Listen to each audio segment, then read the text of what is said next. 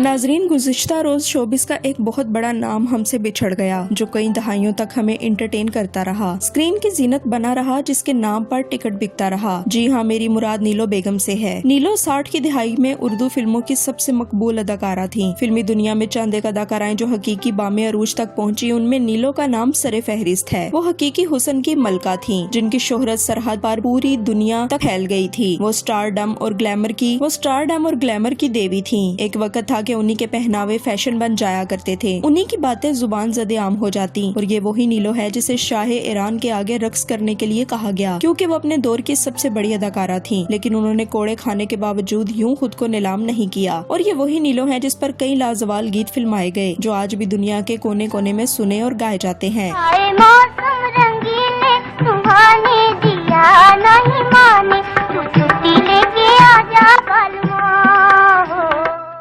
और ये वही नीलो है जो पाकिस्तान की पहली डायमंड जुबली फिल्म की हीरोइन थी, जिसने फिल्मी दुनिया की तारीख बदल कर रख दी और फिल्मों का बिजनेस अरूज पर ले गई। आगे चलकर एक वक्त ऐसा भी आया कि पाकिस्तान से भारतीय फिल्मों का सफाया हो गया, लेकिन आखिरकार वो जवानी की शोहियां, वो फिल्मी पर्दा की चकाचौंध और मद्दाहों की मठभेड़, वो लंबी कतारें और फिल्म नीलो की वाह वाह आखिरकार रुखसत हो गई। और नीलो बेगम अपनी जिंदगी के आखिरी 30 साल गुमनामियों में गुजारने के बाद आज जहाने फानी से भी रुखसत हो गयी। दुनिया की वो सब आसाइशें, लज्जतें, पुरसाइश गाड़ियाँ और महमल का बिस्तर सब छोड़कर अंधेरी कब्र में जा सोई, जो कि हर इंसान का मुकद्दर है। नीलो बेगम एक अरसे से अलील थी। बताया गया है कि उन्हें कैंसर का मर्ज लाहक था, जिसका काफी अरसे से इलाज जारी था। कुछ रोज कबल उन्हें लाहौर के नेशनल अस्पताल में दाखिल करवाया गया, जहां उन्होंने अपनी आखिरी सांसें दी और जहाने फानी से रुखसत हो गयी। नीलो बेगम ने 2 बेटे और 1 बेटी सोगवारान में छोड़े हैं। उनका जनाजा रिहाइश गाह पर ही पढ़ाया गया, जहाँ पर शोबिस के बड़े सितारों ने शिरकत की और अपने गहरे दुख का इजहार किया। दुनिया में जहाँ जहाँ नीलो बेगम के मद्दाह मौजूद हैं, सब उनकी अचानक मौत पर रंजीदगी का इजहार कर रहे हैं। नीलो बेगम के इंतकाल के वक्त उनकी उम्र 80 साल थी। अगर नीलो के अरूजो ज़वाल का मुआजना करें तो इंसान दंग रह जाता है कि ऐसा भी हो सकता है, और एक आम आदमी के लिए इस नशेबो फराज को हकीकी मानों में महसूस करना नामुमकिन हो जाता है। अलबत्ता बाकी अदाकाराओं की निस्बत नीलो इसलिए खुशकिस्मत रही कि उन्हें एक मोहब्बत करने वाला हकीकी शोहर मिला। फिर तुम कहोगे कि डांस वो तो होगा, ये तो होगा।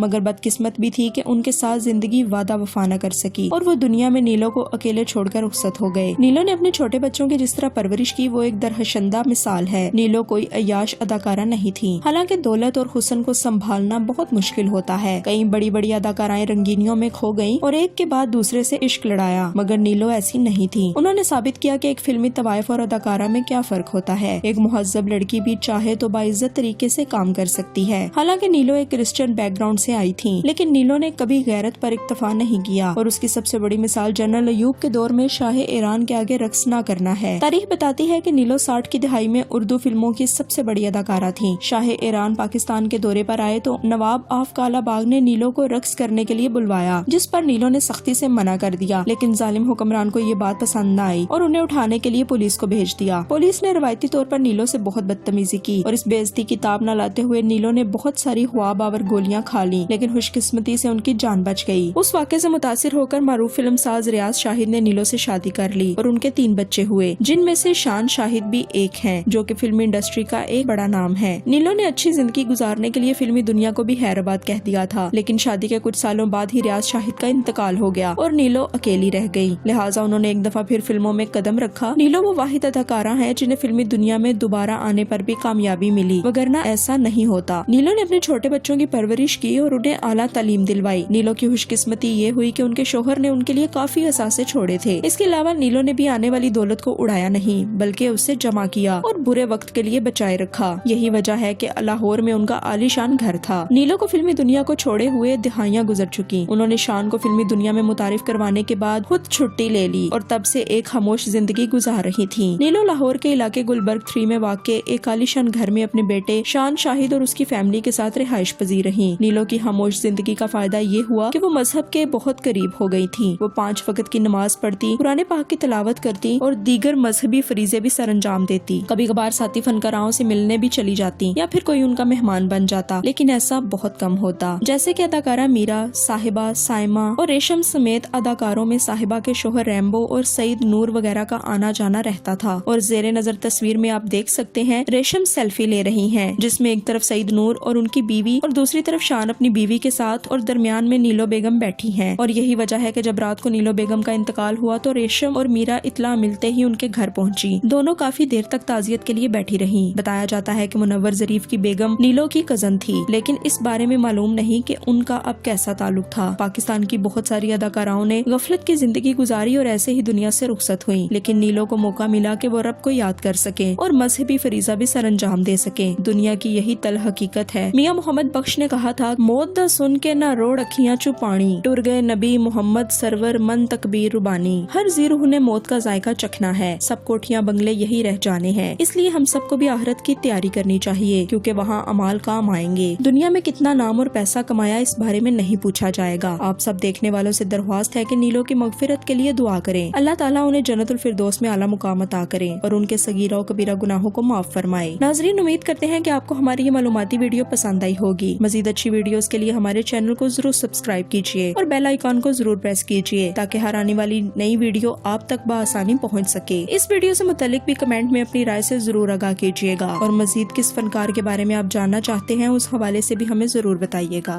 मेरा हाथ न पड़ी कोई तक न लवे जिंद डोले, जुल्मी दो